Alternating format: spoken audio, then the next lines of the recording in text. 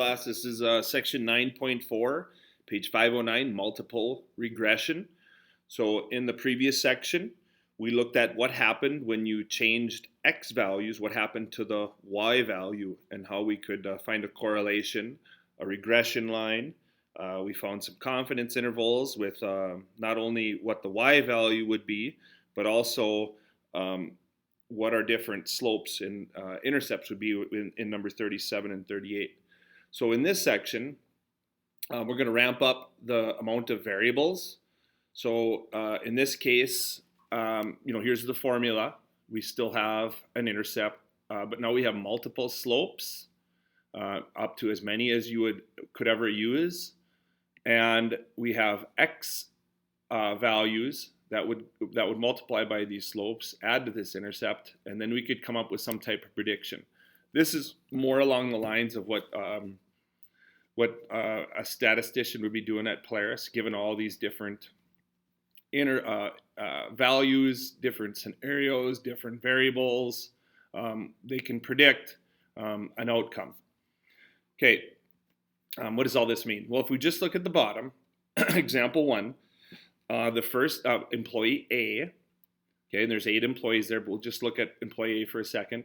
They have a salary of $57,310. Okay, their number of years of employment is 10 years of employment. They have 2 years of experience, and they have 16 years of previous education. So 2 years of experience before they were employed at this particular place, and 16 years of education. So, well past 8 years as a doctor. So this is a pretty highly educated person. So this is their salary, and then there's eight other samples there. Those are all their salaries based on a number of things, but we're trying to see if there's a connection between these 3 variables and their salary. Obviously, there's some other things that come into play, but maybe this can give us a decent prediction. What I mean by this is, okay, so after we enter those 8 salaries and the other pieces of data into our calculator, and we come up with a formula that we're going to do here in a second, we want to know, we want to predict what somebody's salary is based on, say, let's say it's 15 years of employment, 7 years of previous experience, and 15 years of education. So if I put these into this formula that we're going to come up with, what can we predict to be that person's salary? Obviously, it's just like any of the stats we've been doing. It's not going to be exact, but it's a prediction. What's our best prediction based on the information we know? Okay, so to the formula, how do we do this? Okay, I've already entered all this in my calculator, but we're going to use matrices for this. This is going to be an 8 rows by 4 matrix, an 8 by 4. And it's always going to be one more than the number of x variables you have. So for this one, we're going to have an 8 by 4 because we have 3 variables. If you do example 1B, or the try it yourself on page 510, and you try that one on your own, that one only has 2x variables, so that would be a 10, because there's 10 rows, by 3. But anyways, this one is at 8 by 4. So we'd go to our calculator, and like I said, I've already put this in. You're going to put this in as A. Just makes it a little more convenient for the math. So here I've got all the data in as A, and hopefully it's put in correctly. Okay, pause video, put it in, up to you. Okay, the second one, and then, just notice that the last column, so it's 8 by 4, the last column is 1s. Okay, so if it was 8 by 3, the last column would still be 1s. All right, and then put the other matrix. I guess I'll show you that real quick. I kind of went through that quick. So all of the data, this is your x1, x2, x3, and then this last column is 1s. Okay, and then in matrix B, put in the salaries, your y values. This will be your y values, will be in matrix B. All right? Okay. Now to the calculation. This is the calculation. and I'll go through this in the calculator. Okay, quit out of that. All right, so we can see it. So I want parentheses, type it in exactly. Go to matrix A, which is right there. Okay, go again to matrix A, and go to math. T is number 2. Okay, times matrix A again, end parentheses to the -1 times matrix A again, math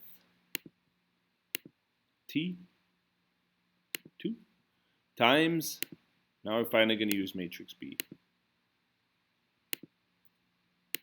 All right, hit enter. So here's your data. Okay, in a previous page we had the slope, or the different slopes and the intercept. This last number, that's your B value. Okay, maybe I'll do this here quick. All right.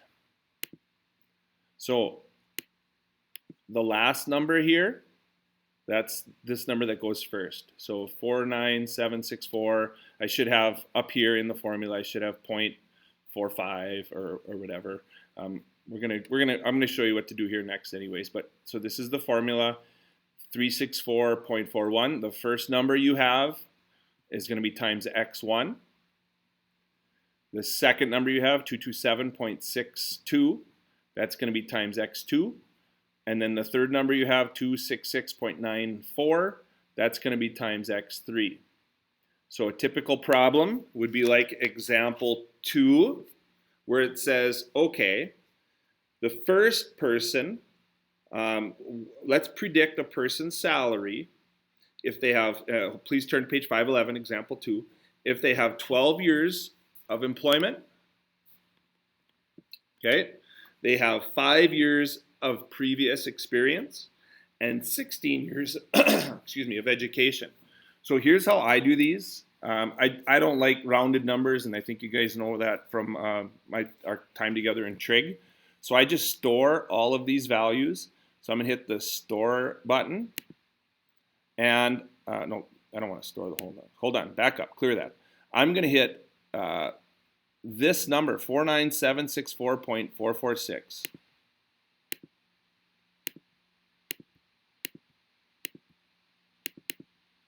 Okay, I'm going to store that as A.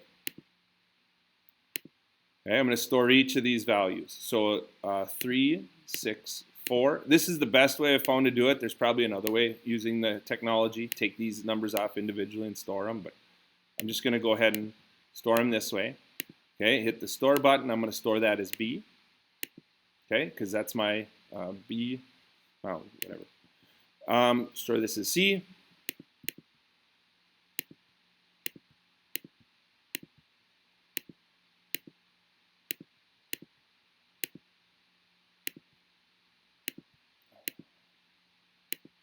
Okay, and then the last one, 266.9350412. Store this as D.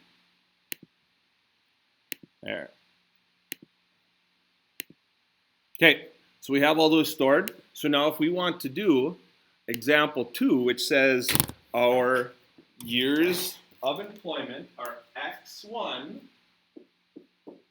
is 12, our X2 is 5, and our X3 is 16. So on the calculator, I could just type it in as alpha A plus 12 alpha B plus 5 alpha C plus 16 alpha D. Hit enter, 59,546.45. The book comes up with 59,544, so ours is more exact. There should be a window there when you do the assignment online for that value to be accepted. Okay, and then you can go through the other two. This one actually, I don't know. This is a pretty easy assignment. I think this is basically all it is. There is a number 7 and number 8 that have another formula to it. But so just explaining this a little bit, with 12 years of experience, 5 years of working here, 5 years of previous experience before they got to here, and then 16 years of college credits. What is our best guess at their salary? We think it's going to be about $59,546, and obviously there'd be a range associated with this, but this is a point estimate that we came up with. I don't think I need to go through example 2, part 2, and part 3. You could do those on your own.